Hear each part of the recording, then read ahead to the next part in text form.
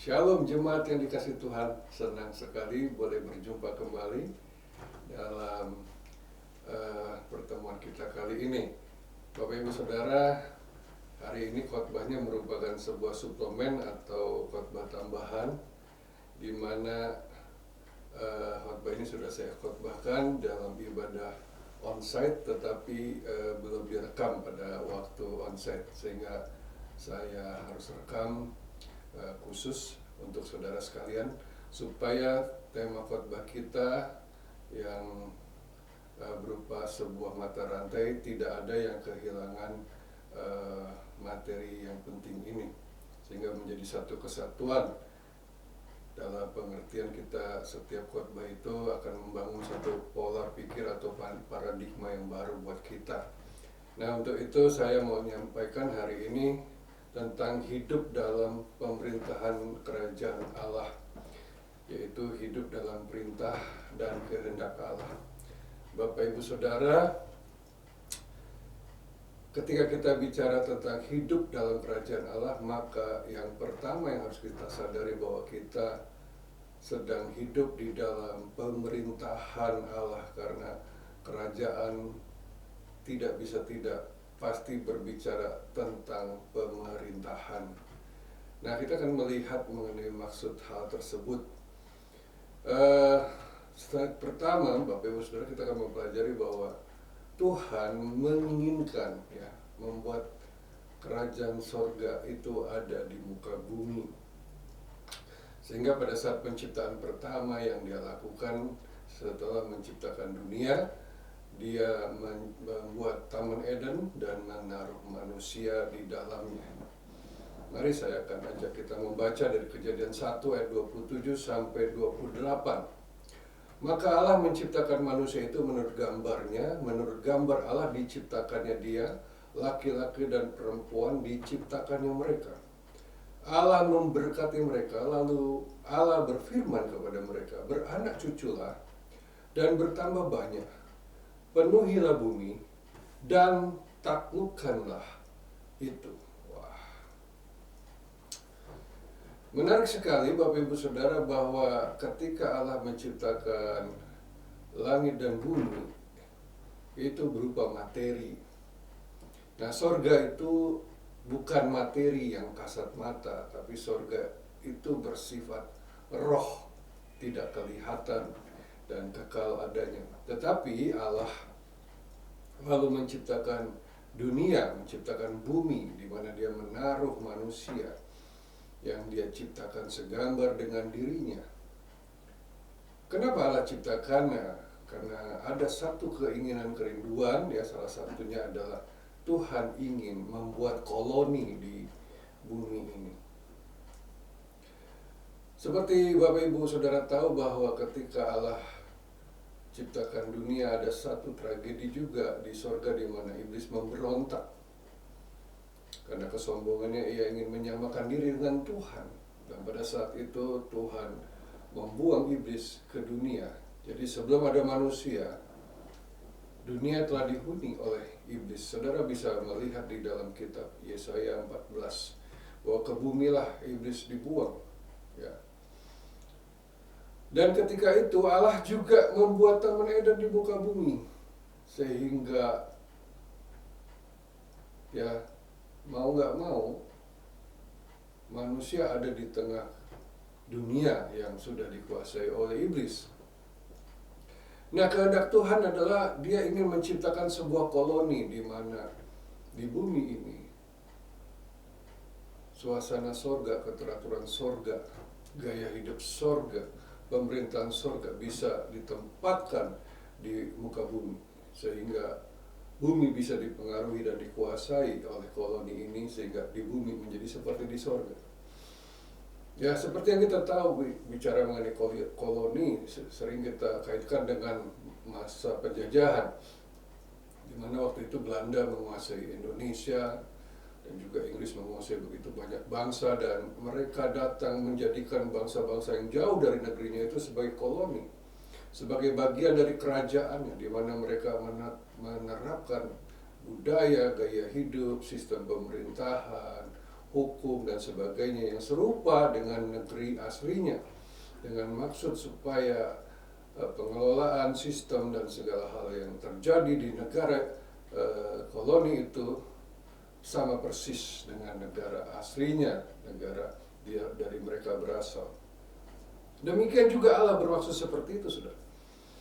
Karena itu di dalam ayat 28 ada perintah Tuhan Allah memberkati mereka, lalu Allah berfirman kepada mereka, beranak cuculah, be fruitful, berbuah-buahlah dalam segala hal yang baik, segala hal yang indah, yang sempurna seperti Allah itu. Kemudian kau harus bertambah banyak dan penuhilah bumi, artinya ekspansi, ya.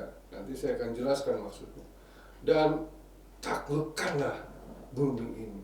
Ingat bahwa di luar Taman Eden itu adalah kekuasaan iblis. Tuhan ingin meluaskan Taman Eden sehingga seluruh bumi penuh dengan kemuliaan Allah. Ya, di bumi menjadi seperti di surga. Itu blueprintnya Tuhan terhadap manusia dan juga bumi ini. Tetapi kenyataannya terbalik, saudara. Nanti saya akan bahas juga itu.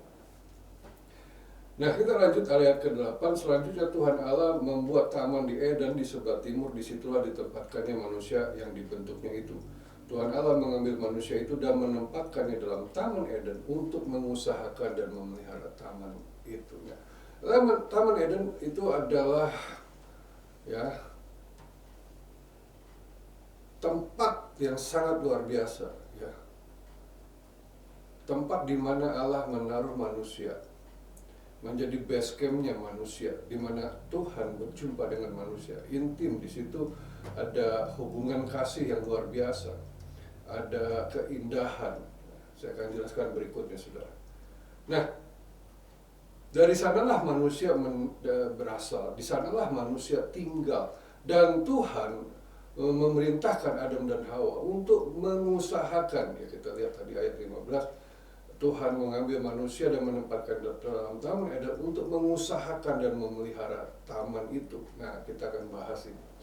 Kata mengusahakan artinya mengelola, ya, memanage, mengatur agar hidup dan ruang lingkup manusia di Taman Eden itu seperti sistem keteraturan dan tatanan kerajaan Allah. Itu keinginan Tuhan. Jadi Taman Eden dikelola, dimanage, diatur dengan segala hal yang serupa dengan surga. Nah, setelah itu manusia juga disuruh bertambah banyak dan penuhilah bumi. Kalau bahasa yang sangat mewakili, kita menyebut ekspansi. Apa itu ekspansi? Yaitu memperluas wilayah. Enggak cuma di Taman Eden aja, tapi Taman Edennya meluas, ya, semakin melebar, semakin memenuhi bumi. Dan dengan mereka memperluas wilayah, mereka mempengaruhi dunia yang ada, yang sedang, ya, atau sudah ada di bawah kekuasaan iblis. Dengan cara apa? Dengan mempengaruhinya dengan gaya hidup ilahi, ya, dengan hukum, norma, dengan sistem, budaya, dan segala hal. Dan yang terakhir kata Tuhan, taklukkanlah itu, artinya kuasailah, ya, manusia di perintah Tuhan untuk memerintah dunia dengan kuasa kerajaan Allah yang telah diamanatkan kepada manusia, kuasa yang diberikan kepada manusia. Nah, kita lanjutkan, saudara. Di dalam pemerintahan Allah tentunya ada perintah, dan di Taman Eden ada satu perintah waktu itu, hanya satu sebenarnya, ya, tidak banyak, tapi justru satu ini pun terjadilah tragedi karena manusia melanggar. Dalam Kejadian 2 ayat 16-17 dikatakan begini, lalu Tuhan Allah memberi perintah ini kepada manusia, semua pohon dalam taman ini boleh kau makan buahnya dengan bebas. Tetapi pohon pengetahuan tentang yang baik dan jahat itu janganlah kau makan buahnya, sebab pada hari engkau memakannya, pastilah engkau mati. Bapak Ibu Saudara, pada saat itu Allah memberi satu perintah. Karena dia adalah pemerintah, dia adalah raja, dia adalah Tuhan, dia adalah Allah. Dan perintah ini untuk membuat, ya, kerajaan ini, saudara, ada terus dalam kondisi, ya, seperti yang Tuhan inginkan, yaitu dengan perintah, dengan hukum yang ada. sehingga terpelihara, dan manusia diberikan perintah seperti itu dengan tujuan yang sangat baik. Nanti kita akan juga bahas. Nah Bapak Ibu Saudara, perintah itu jangan engkau makan buah pengetahuan yang baik dan jahat. Buah yang lain silakan kau makan. Kalau kau makan kau akan mati. Jadi rupanya waktu itu Tuhan ciptakan manusia dengan kondisi abadi, tidak akan mati. Ya, tapi kalau kamu makan buah ini kamu akan mati. Jadi Allah nggak ada maksud sama sekali menciptakan manusia dalam keberadaannya ya untuk mati, tidak, tapi hidup kekal. Nah kita akan bahas dulu tentang Taman Eden. Taman Eden dalam bahasa aslinya disebut the spot of God present, artinya tempat di mana ada hadirat Tuhan, atau juga diterjemahkan dalam bahasa Inggris pleasure, atau tempat kesenangan, kenikmatan, kepuasan. Jadi tempat itu tempat maha indah, tempat maha nikmat, di mana tempat itu sangat dahsyat ya, penuh dengan kesenangan. Di sana juga ada hadirat Tuhan, tidak ada tempat yang seindah itu. Saudara, tempat yang paling baik, tempat yang paling memuaskan, tempat yang paling kelimpahan adalah Taman Eden. Di taman ini semua ya yang manusia butuhkan ada. Karena ini merupakan pusat ya kerajaan Allah di muka bumi. Yang saya akan perlihatkan pada saudara.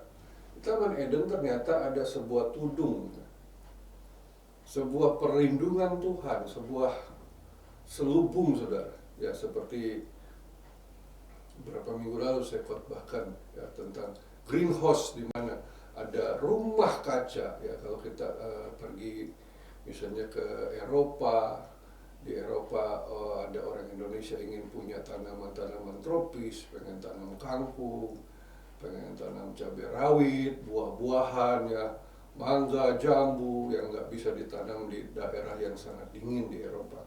Mereka bisa kondisikan dengan rumah kaca ini yang dimana di dalamnya diatur suhunya, pencahayaan, kelembapan, air, semua diatur sedemikian sehingga walaupun di luar rumah kaca itu dingin, menggigil ya, sangat merusak tanaman-tanaman tropis, bisa membunuh tanaman tropis, tapi di rumah kaca itu karena diatur semuanya, suhu, kelembapan, cahaya, pengairan dan sebagainya, maka tumbuhan ini bisa tetap tumbuh walaupun di tengah kondisi yang super dingin. Kenapa?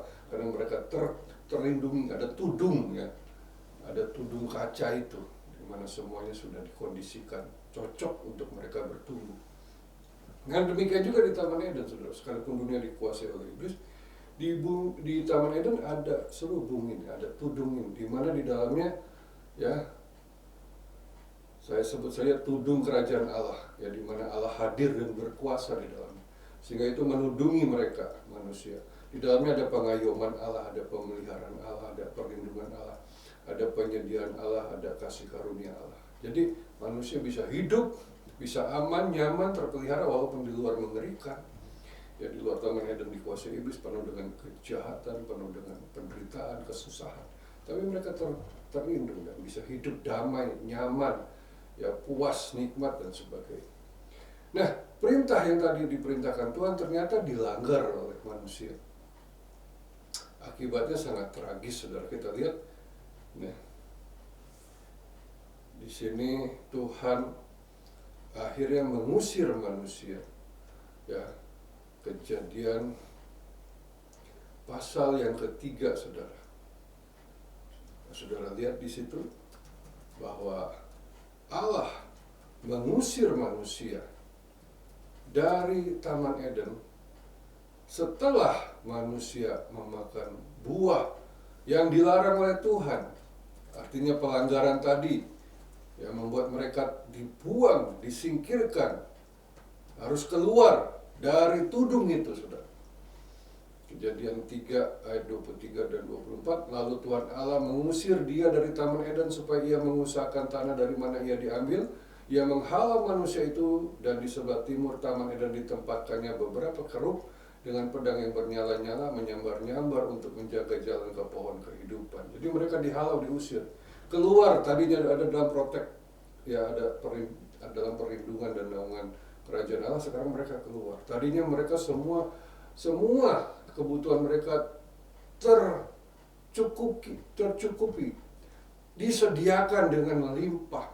Ada perlindungan Tuhan, ada pengayoman Tuhan, ya, ada kasih karunia Tuhan. Tapi ketika mereka makan buah itu, mereka seperti menyatakan diri, kami independen, kami mau bebas dari pengaruh dari pemerintahan Tuhan, kami mau keluar, kami mau hidup dengan gaya kami sendiri, kami nggak mau ada dalam perlindungan Tuhan. Akhirnya mereka keluar, saudara. Dan di luar situ tentunya iblis yang berkuasa, manusia benar-benar dijadikan tumbal, dijadikan sasaran mangsa, dijadikan bulan-bulanan oleh iblis, karena manusia tidak lagi ada dalam lingkup perlindungan Tuhan. Nah, ini mengerikan, saudara.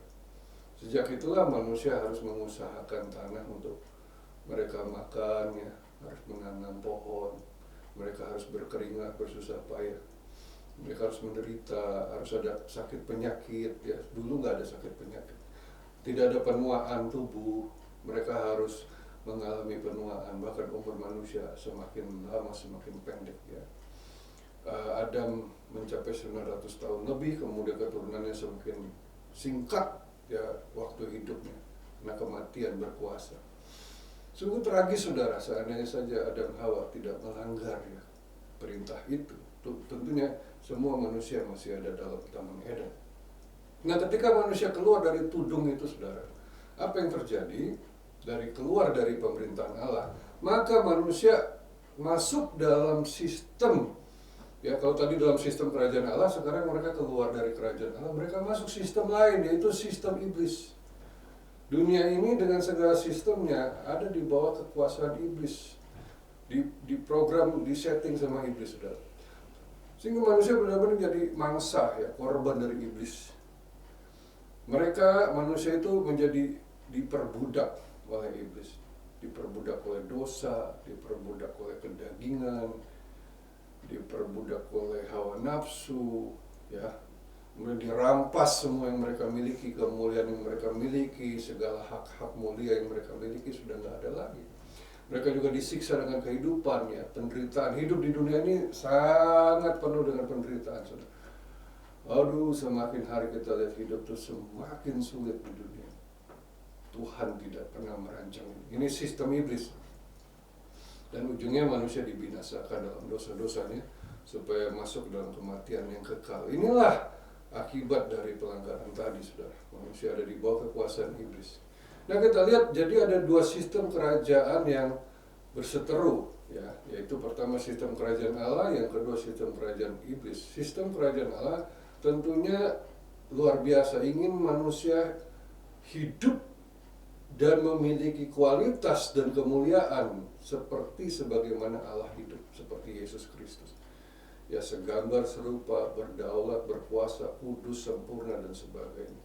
Dimahkotai, diberikan otoritas, dan sebagainya. Tetapi kalau iblis justru membuat manusia menjadi mangsa dan korban untuk dirampas, untuk disiksa, untuk dibunuh. Ya, itulah. Dan sekarang kondisi dunia itu ada dalam sistem iblis. Nah, kita harus sadari betapa pentingnya untuk mentaati perintah Tuhan, karena itu adalah jalan untuk tetap ada di dalam sistem pemerintahan Allah. Bahkan iman yang besar yang melakukan banyak mujizat tidak berarti apa-apa jika kita tidak taat, saudara. Mari kita lihat Matius 7 ayat 21 sebagai warning buat kita. Sampai 23, bukan setiap orang yang berseru kepadaku Tuhan, Tuhan akan masuk ke dalam kerajaan surga, melainkan dia yang melakukan kehendak Bapakku yang di surga. Pada hari terakhir banyak orang akan berseru kepadaku, Tuhan, Tuhan, bukankah kami bernubuat demi namamu dan mengusir setan demi namamu dan mengadakan banyak mujizat demi namamu juga? Pada waktu itulah aku akan berterus terang kepada mereka dan berkata, aku tidak pernah mengenal kamu, enyahlah daripadaku kamu sekalian pembuat kejahatan. Bapak Ibu Saudara sekalian, coba lihat di sini ada satu hal yang sangat aneh, saudara, ya, sangat tidak tepat di mana orang menyebut nama Tuhan, memanggil Tuhan, bahkan melakukan pekerjaan Tuhan, melakukan banyak mujizat, bahkan ya mengusir setan, menyembuhkan orang, bernubuat. Artinya orang-orang ini imannya luar biasa. Tapi kata Tuhan, kalau mereka tidak melakukan kehendak Tuhan, dalam arti hidupnya independen, tidak ada di bawah pemerintahan Allah, hidupnya suka-suka dia tanpa ada dalam koridor tudung kerajaan Allah, mereka tidak mau ya mengakui Tuhan sebagai raja dan mereka mau berdaulat sendiri, maka Tuhan menyebut mereka pembuat kejahatan. Karena itu saudara jangan terlalu silau dengan mujizat, karena kalau kita lihat akhir-akhir ini, apalagi di zaman sekarang ini, banyak sekali hamba Tuhan yang dipakai Tuhan luar biasa tetapi jatuh dalam banyak skandal yang mengerikan. Kenapa? Karena mereka tidak hidup dalam hukum, norma, dan kehendak Allah. Nah, kita kan mempelajari bahwa ketidaktaatan juga bahkan dianggap sama dengan penyembahan berhala. Jadi banyak orang berpikir, saya nggak menyembah Tuhan yang lain, saya nggak menyembah makhluk lain, saya berarti tidak menyembah berhala. Belum tentu saudara. Ketika saudara tidak taat, saudara, kita dianggap sama dengan penyembah berhala. Kasusnya pada Saul ya. Kita akan melihat ketika Samuel menegur Saul dengan keras, akibat dari perbuatannya melanggar perintah Tuhan. Tapi jawab Samuel, apakah Tuhan itu berkenan kepada korban bakaran dan korban sembelihan sama seperti kepada mendengarkan suara Tuhan? Sesungguhnya mendengarkan lebih baik daripada korban sembelihan dan memperhatikan lebih baik daripada lemak-lemak domba jantan. Nah, ayat berikutnya, sebab pendurhakaan ya, atau memberontak dari firman Tuhan ya, durhaka adalah sama seperti dosa bertemu, yaitu praktek sihir, ilmu kegelapan dan lain-lain. Dan kedegilan adalah sama seperti menyembah berhala dan terafim. Karena engkau telah menolak firman Tuhan, maka ia telah menolak engkau sebagai raja. Oh Bapak Ibu Saudara lihat, Saul mendurhaka, ya tidak tepat kelakuannya. Menurut dia, saya sedang melakukan firman, padahal dia sedang melanggar dengan melakukan dosa, di mana dia melanggar keimamatannya. Dia menyembelih binatang dikorbankan kepada Tuhan. Ya kenapa? Karena dia melihat rakyat sudah gelisah, Nabi Samuel belum juga datang, sementara mereka harus mempersembahkan korban. Jadi dia mendahului, padahal dia tidak punya jabatan imam, dan itu melanggar firman. Ketika itulah dia disebut durhaka, disebut degil, dan menyembah berhala. Karena itu penting sekali untuk kita hidup di dalam perintah Tuhan. Ya, tujuan firman Tuhan atau perintah Tuhan ada beberapa saudara terkait dengan tudung kerajaan Allah ini. Tujuan firman Tuhan atau perintah Tuhan ini sangat penting buat kita. Saya terus menerus ya, setiap kali mungkin khotbah, sering kali ya saya mengatakan ini untuk kita mentaati firman Tuhan. Ya, untuk tidak keluar dari firman Tuhan. Kalau ada orang konseling atau apapun, saya selalu firman Tuhan yang saya sampaikan, tidak ada yang lain. Kenapa? Karena ini yang paling utama. Kenapa firman Tuhan diberikan? Yang pertama adalah untuk menjaga atau melindungi kita agar kita tetap ada dalam tudung kerajaan Allah. Seperti Adam Hawa tadi, kalau dia mentaati perintah Tuhan tadi, dia tetap ada dalam pemerintahan kerajaan Allah. Dia tetap ada di Taman Eden, tidak keluar, tidak menjadi bulan-bulanan iblis, jadi mangsa iblis. Karena itu kita harus mentaati firman, ya. Karena firman ini adalah rambu-rambu yang memberi batasan agar kita tidak langgar, sehingga kita tetap aman. Kalau di jalanan ada rambu-rambu, itu memberi kita perintah supaya kita tetap aman. Misalnya jangan ke arah sana, ada tanah longsor atau ada jurang. Itu rambu diberikan bukan untuk menghalangi kita, untuk membatasi kita, ya, bukan untuk membuat kita jadi terbelenggu ya, terjajah oleh perintah. Bukan, tujuannya adalah supaya kita tetap aman. Kalau kita tabrak terus, masa bodoh, saya nggak peduli rambu-rambu. Saya mau hajar, saya mau terus ngebut ke sana. Saudara masuk jurang, mati saudara. Rambu ini diberikan supaya kita tetap dalam wilayah aman. Kita tidak terkena dampak yang membahayakan. Dalam Pengkhotbah 10 ayat 8 dikatakan begini, barang siapa menggali lubang akan jatuh ke dalamnya, dan barang siapa mendobrak tembok akan dipagut ular. Nah, perhatikan saudara di sini. Barang siapa mendobrak tembok akan dipagut ular. Jadi tudung itu bagaikan tembok perisai. Kalau kita dobrak paksa, kita akan dipagut ular. Ular itu adalah lambang atau representasi si iblis.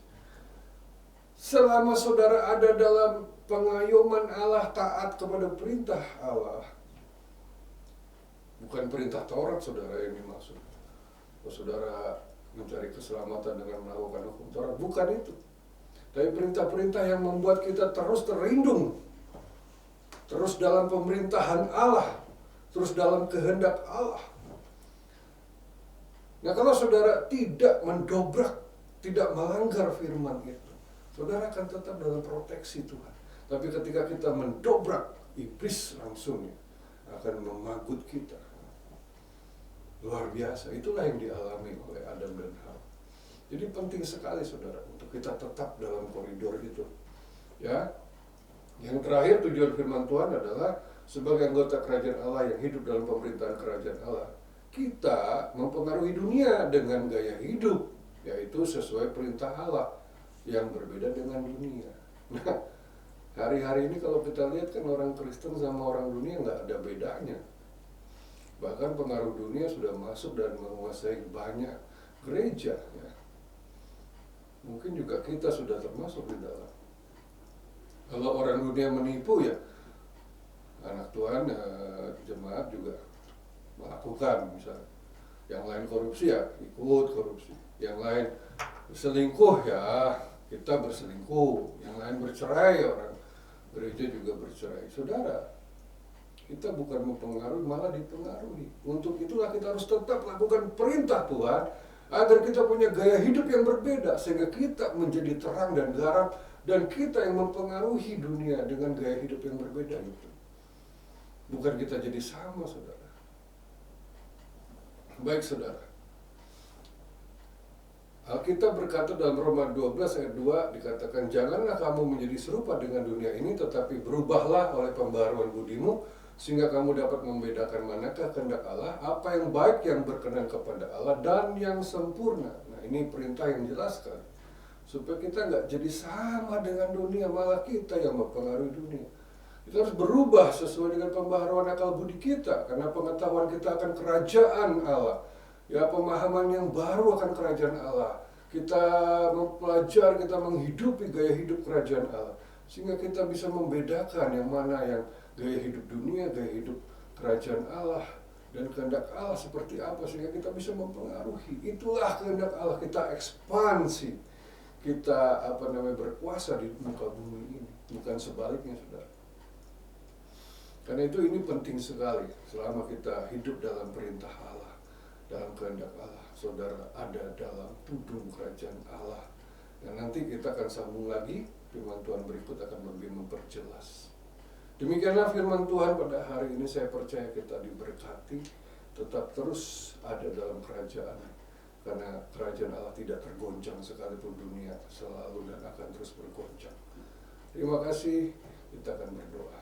Mari kita berdoa. Bapa, terima kasih buat hari ini kami sudah mendengar firman Tuhan. Kami berdoa Tuhan supaya kami ada terus di dalam tudung kerajaan Allah, di mana Engkau ada, hadir, berkuasa, dan kami hidup di dalam perintah, hidup di dalam pengayoman, hidup di dalam ketaatan kepadamu. Kami tidak keluar dari kedaulatan-Mu, kami tidak mau hidup bebas dari kehendak-Mu. Kami ingin terus dipimpin oleh-Mu, Tuhan. Kami ingin terus ada di dalam pemerintahan. Terima kasih Tuhan. Biarlah Tuhan hidup kami semakin berbeda dengan dunia yang semakin jahat dan semakin rusak. Berkati kami semua Tuhan. Terimalah berkat yang daripada Allah Bapa, kasih sayang, kemurahan, rahmat dari Tuhan Yesus Kristus, penyertaan, urapan dan kuasa Roh Kudus menyertai kehidupan kami mulai hari ini sampai selamanya dalam nama Yesus. Haleluya, amin. Terima kasih, Tuhan Yesus memberkati. Sampai jumpa lagi. God bless you all.